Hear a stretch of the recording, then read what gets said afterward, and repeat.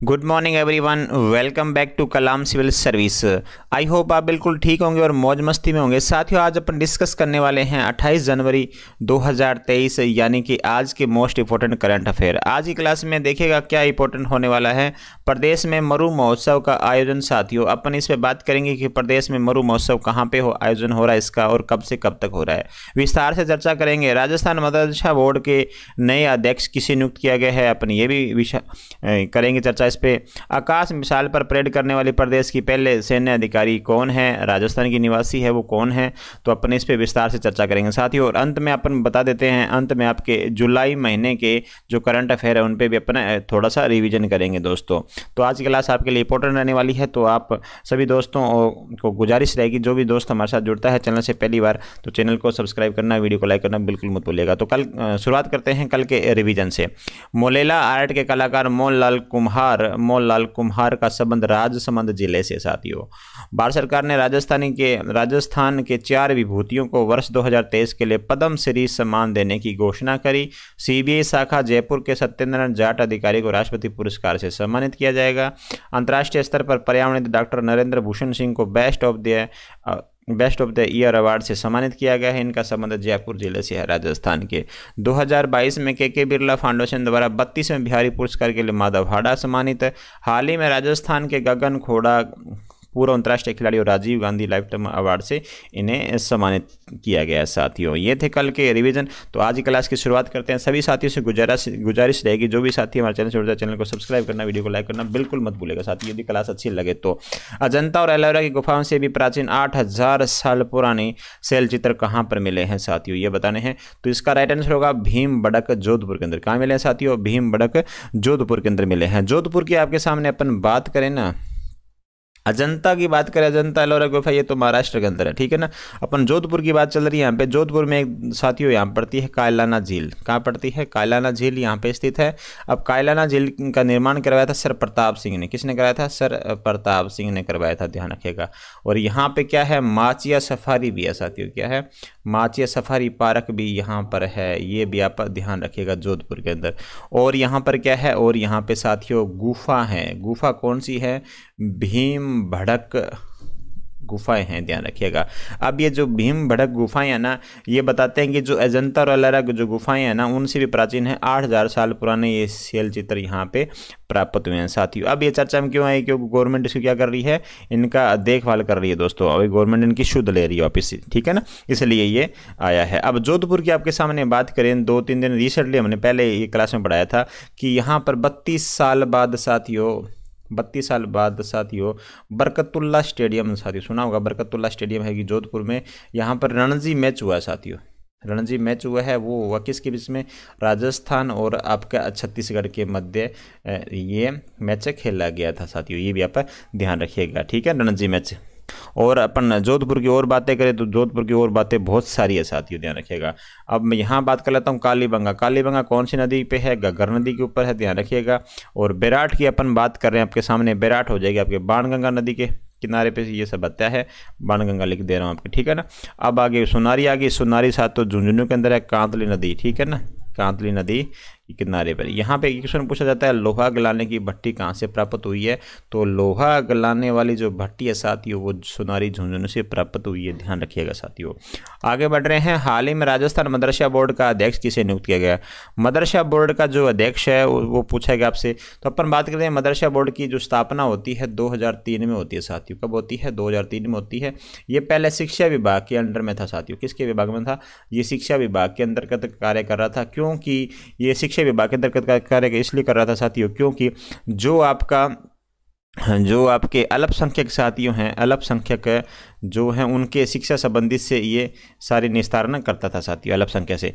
तो बाद में क्या हुआ? 2009 में ना अल्पसंख्यक विभाग की स्थापना होगी, अल्पसंख्यक विभाग की स्थापना हुई। तब ये क्या हुआ? अल्पसंख्यक विभाग को ही ये राजस्थान मदरसा बोर्ड सौंप दिया गया शिक्षा विभाग के द्वारा। ध्यान रखिएगा 2009 में इसकी स्थापना होती है। अब ये किसके अंडर में है? तो अब ये अल्पसंख्यक विभाग के अंतर्गत आता है राजस्थान मदरसा बोर्ड, ये भी आप ध्यान रखिएगा। अल्पसंख्यक विभाग के यदि मुख्य अपना मंत्री पूछा जाए तो साले मोहम्मद है साथियों। कौन है? साले मोहम्मद साहब, ध्यान रखिएगा इस बात को। अब अध्यक्ष कौन चुना गया है? तो अध्यक्ष MD चौकीदार लिखा हुआ है, चौकीदार है साथियों। क्या है ये? चौकीदार है, MD चौकीदार, ध्यान रखिएगा। चौकीदार को चुना गया है इनका अध्यक्ष, ध्यान रखिएगा साथियों। 1 नंबर आंसर यहाँ पे आपका राइट हो जाता है। प्रदेश के जैसलमेर जिले में मरु महोत्सव का आयोजन कब से कब किया जाएगा साथियों? ये जो मरु महोत्सव है ये बता दूं आपको, राजस्थान के जैसलमेर जिले के अंदर आयोजन होगा साथियों। कहाँ होगा? जैसलमेर जिले के। अब जैसलमेर में कलेक्टर कौन है साहब? टीना डाबी साहब है। कौन है? टीना डाबी साहब है, जो कि प्रथम रैंक आई थी UPSC के अंदर, आपको पता है ना। अब ये कब से कब तक आयोजन होगा? 3 से 5 फरवरी 2023 के मध्य इसका आयोजन होगा। ये क्वेश्चन भी आपके लिए इंपॉर्टेंट बनता है, तो ध्यान दीजिएगा साथियों। अपन एक बात और कर लेते हैं इसके बीच में। आज साथियों जो राजकीय अवकाश घोषित किया गया है, सार्वजनिक जो अवकाश घोषित किया गया, आपको ये पता ही है, ठीक है। ये किस लिए किया गया है? तो देवनारायण साहब की क्या है यहाँ पे, हाँ जी, देवनारायण जी के, तो देवनारायण जी के लिए ये घोषित किया गया अवकाश है, क्योंकि देवनारायण जी क्या है? 1111वां अवतरण दिवस है साथियों, अवतरण दिवस है। अब इनकी जो दोस्तों आपको पता है, इनकी जो स्थल है आसिंद भीलवाड़ा के अंदर। यहाँ पे कौन पहुँच रहे हैं? यहाँ पे पहुँच रहे हैं अपने PM साहब। कौन पहुंच रहे हैं? PM मोदी साहब पहुंच रहे हैं, ठीक है ना। अब PM मोदी साहब पहुंच रहे हैं। जैसे आसिंद, जैसे इसको आसिंद को जैसे भीलवाड़ा साथियों, अब इसको कॉरिडोर बनाने की चल रही है योजना, कॉरिडोर, जैसे उज्जैन है ना साथियों, वैसे कॉरिडोर, ध्यान रखिएगा। इसको अब बनाने के लिए प्रयास चल रहे हैं। हो सकता है आज ही घोषणा हो जाए। और मैं बता दूं, ये देवनारायण जी किसके आराध्य देव हो जाएंगे? ये गुर्जरों के हो जाएंगे साथियों। किसके हो जाएंगे? गुर्जरों के ये हो जाएंगे अपने आराध्य देव। तो साथियों मेन बात ये है कि आज अवकाश है, ध्यान रखिएगा। और देवनारायण जी के उपलक्ष्य के अंदर अवकाश रखा गया है, ये भी आप ध्यान रखिएगा। गुर्जर समाज के आराध्य देव हैं। अब आप बता दो कि आज अवकाश है, कल 2 दिन पहले 26 जनवरी थी, ठीक है ना। और इसके बाद में बता दूं कल संडे आ जाएगा। तो इससे पहले जो इस महीने के अंदर सर्दियों की छुट्टी थी, तो ये महीना तो स्कूल लगा ही नहीं है, ठीक है। गवर्नमेंट देखो ऐसे देखो गुर्जर समाज को खुश करने के लिए अवकाश घोषित किया गया है। किसी समाज को लेकर अपन गलत नहीं कर रहे हैं, लेकिन बताओ कि हर समाज यदि एक दिन छुट्टी ऐसे करके बोलेगा, तो अभी राजस्थान में तो कितने सारे हैं, ठीक है, छुट्टी हो जाएगी। तो चलो ठीक है, छोड़ो, अपने कोई बात नहीं है, लेकिन इस बात को ध्यान रखिएगा। तो आज अवकाश है, इस बात को ध्यान रखिएगा। ये देवनारायण जी किसके हैं? आराध्य देव गुर्जर के हैं। 1111वां अवतरण दिवस है, तो ठीक है। अब यहाँ पे PM मोदी आ रहे आसित के अंदर, आगे देखिएगा। हाल ही में केंद्र सरकार ने राजसमंद में कहाँ 82.52 किलोमीटर रेलवे लाइन को ब्रॉडगेज करने हेतु वित्तीय स्वीकृति प्रदान करी है साथियों। कहाँ से करी है? तो ये हो जाएगा आपका नाथ द्वारा देवगढ़ से मदारिया तक साथियों। क्या हो जाएगा? नाथ द्वारा देवगढ़ से देवगढ़ मदारिया तक साथियों। अपन बात कर लेते हैं। आपको मैं बता दूं कि जो रेलवे लाइन होती है साथियों, ये 3 प्रकार की होती है। रेलवे लाइन क्या होती है? 3 प्रकार की होती है। अब ये रेलवे लाइन 3 प्रकार की कौन होती है? एक तो नैरो गेज होती है सबसे छोटी, फिर होती है आपको मीटर गेज, क्या होती है साथियों? ब्रॉड गेज, ठीक है ना। अब ब्रॉड गेज, अब ये ब्रॉड गेज करने के लिए किया गया, तो मीटर गेज होगी पहले से, इसलिए इसको ब्रॉड गेज किया जा रहा है।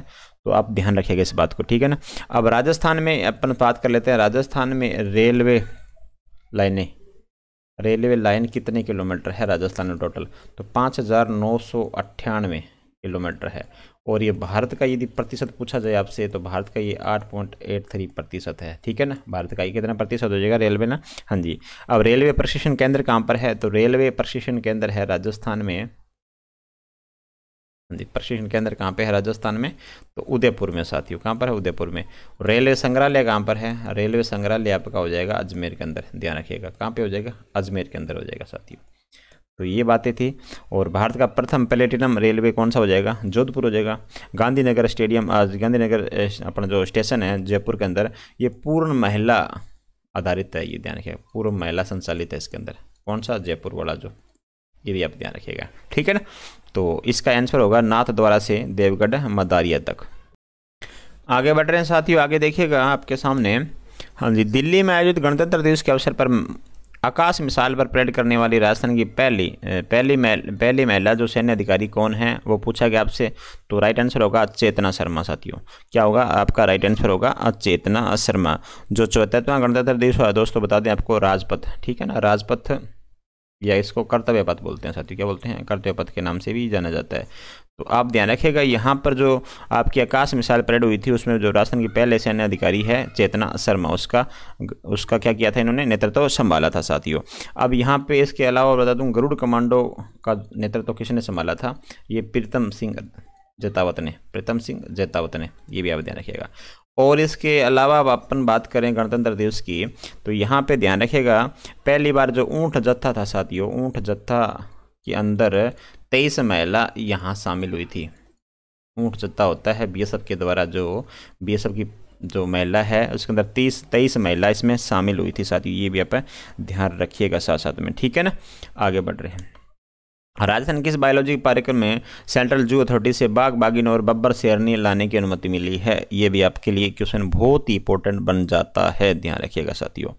अब यहाँ पे अपन बात कर रहे हैं साथियों, मैं आपको बता दूं कि राजस्थान जो जैविक उद्यान है साथियों, जो जैविक उद्यान राजस्थान के अंदर है उसके अंदर एक सज्जनगढ़ आता है साथियों, सज्जनगढ़, ठीक है ना, सज्जनगढ़ जैविक उद्यान। अब इसके अंदर एक सबसे इम्पोर्टेंट बात है कि T24 थी, T24 बाघ की मृत्यु हुई थी साथी यहाँ पे, ये भी आपके लिए इंपॉर्टेंट बनता है। तो अब इसका देखिएगा, जो नाहरगढ़ बायोलॉजिकल पार्क है ना, यहाँ से अब ये कहाँ लाए जाएंगे, यहाँ से अब ये अभेड़ा जो आपका बायोलॉजिकल पार्क है यहाँ पे, यहाँ क्या लाया जाएगा, बाघ और बाघिन और बब्बर शेरनी यहाँ से यहाँ ट्रांसफ़र किए जाएंगे, ठीक है ना। इस बात को आप साथ साथ में ध्यान में रखिएगा साथियों, ये था इंपॉर्टेंट बात, ठीक है। तो अभेड़ा बायोलॉजिकल पार्क कहाँ पर है, कोटा के अंदर। माची सफारी बायोलॉजिकल पार्क कहाँ पर है, जोधपुर के अंदर है। और नाहरगढ़ बायोलॉजिकल पार्क कहाँ पर है, जयपुर के अंदर है। और मरू जैविक उद्यान कहाँ पर है, बीकानेर के अंदर है। ये भी आप साथ साथ में इस बात को भी ध्यान रखिएगा। तो आगे बढ़ रहे हैं, हाल ही में नोएडा मार्शल आर्ट वर्ल्ड प्रतियोगिता में सम्राट महर्षि को वेपन कैटेगरी में सर्वश्रेष्ठ प्रदर्शन करने पर सम्मानित किया गया है। संबंध कौन से जिले से है, कौन से जिले से है ये बताना आपको। तो कौन से जिले से हो जाएगा साथियों, इनका हो जाएगा संबंध जयपुर जिले से हो जाएगा। कौन से हो जाएगा, जयपुर जिले से हो जाएगा। जो ये मार्शल आर्ट वर्ल्ड प्रतियोगिता थी ये अभी रिसेंटली 20 से 23 जनवरी तक हुई थी दोस्तों, ठीक है। इसका आयोजन कब हुआ था, 20 से 23 जनवरी के बीच में हुआ था। महर्षि, इसके सम्राट महर्षि को क्या मिला है, वेपन कैटेगरी में सर्वश्रेष्ठ प्रदर्शन करने पर उनके सम्मानित किया गया है, ठीक है ना। ये राजस्थान के जयपुर जिले से हैं। आगे देखिएगा, हाल ही में केंद्रीय गृह मंत्रालय द्वारा 26 जनवरी गणतंत्र दिवस पर राजस्थान के कितने अधिकारियों को पुलिस पदक से नवाजा गया है, तो 16 आपका राइट आंसर होगा। 16 जैसे पुलिस अधिकारी हैं जिनको पुलिस पदक से नवाजा गया है साथियों। ये थे आज के करंट अफेयर। अपन जुलाई का 2022 जो करंट है उनका रिविजन कर लेते हैं, ये हमारा पार्ट रहेगा फर्स्ट। तो आगे बढ़ रहे हैं, देखिएगा साथियों जल्दी से।